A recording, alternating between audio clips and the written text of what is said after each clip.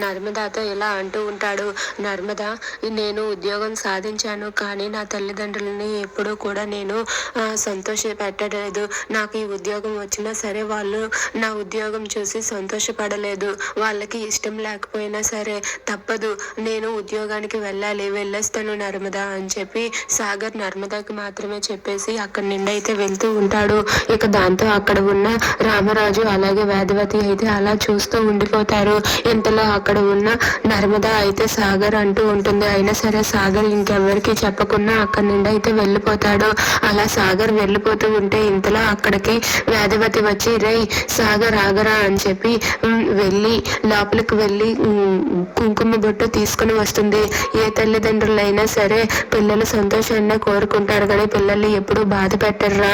అయినా సరే మేము కన్న వెంటనే మా ఆశలన్నీ వదిలేసుకోవాలి, వాళ్ళు చెప్పిన మాట మేము వినాలి. అలాగే ఇప్పుడు పిల్లలందరూ కూడా ప్రవర్తిస్తున్నారు. అందుకే అందులో మీ నాన్న అందరి తల్లిదండ్రుల కన్నా ఒక అడుగు ముందే ఉంటారు. కానీ మీ నాన్నకే ఎందుకు ఇలా జరుగుతుందో నాకు అర్థం కావట్లేదు. ఎంత జాగ్రత్తగా పెంచారో, అయినా సరే వాళ్ళ పిల్లలు గుండెల మీద తన్నేసి వెళ్ళిపోతున్నారు. అయినా మా పిల్లల సంతోషాన్ని మేము కాదనలేము కదా.